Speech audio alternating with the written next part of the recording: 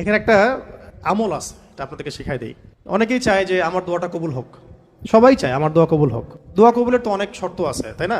অনেকগুলো আমল আছে, শর্ত আছে, অনেক সময় আছে, এগুলো মোটামুটি আপনারা জানেন। তো একটা বিষয় আমি বলছি আজকে, একটা দোয়া আছে যে দোয়াটা, যে কথাগুলো দোয়ার শুরুতে বললে এই দোয়াগুলো কবুল হবে ইনশাল্লাহ, এই বিষয়ে আপনি নিশ্চিত থাকতে পারেন।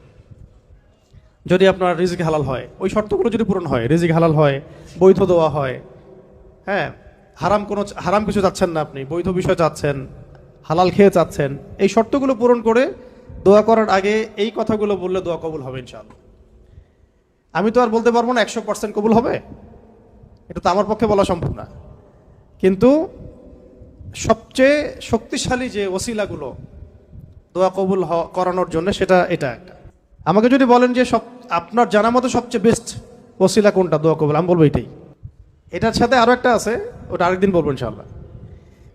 সেটা হচ্ছে আপনি আল্লাহ রাব্বুল আলামিনের এই একত্ববাদের ওসিলা দিয়ে দোয়া করবেন। আল্লাহ পাকের এই তাওহীদের ওসিলা দিয়ে, একত্ববাদের ওসিলা দিয়ে দোয়া করবেন। এইভাবে বলা, পরে শুনে আপনারা মুখস্থ করে নিয়েন। দোয়া করার আগে আল্লাহ পাকের প্রশংসা করা, আলহামদুলিল্লাহটাও আল্লাহ পাকের প্রশংসা, এবং রাসূল সাল্লাল্লাহু আলাইহি ওয়াসাল্লামের প্রতি দরুদ শরীফ পড়া একবার, অন্তত একবার, চাইলে আপনি অনেক পড়তে পারেন। এরপরে যে বিষয়টা আপনি চাচ্ছেন তার আগে বলা যে আল্লাহুম্মা ইন্নী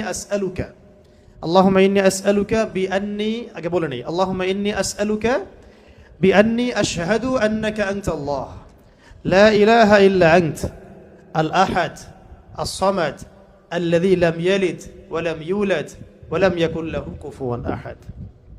সূরা ইখলাস যে জানে সে এটা সহজেই বলতে পারবে। এরপরে আপনি দরুদ শরীফ পড়ে দোয়া করা শুরু করবেন, ইনশাআল্লাহ দোয়া কবুল হয়ে যাবে। এখানে একটা আমল আছে, এটা আপনাদেরকে শিখাই দিই।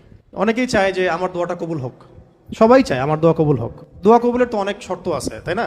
অনেকগুলো আমল আছে, শর্ত আছে, অনেক সময় আছে, এগুলো মোটামুটি আপনারা জানেন। তো একটা বিষয় আমি বলছি আজকে, একটা দোয়া আছে যে দোয়াটা, যে কথাগুলো দোয়ার শুরুতে বললে এই দোয়াগুলো কবুল হবে ইনশাল্লাহ, এই বিষয়ে আপনি নিশ্চিত থাকতে পারেন।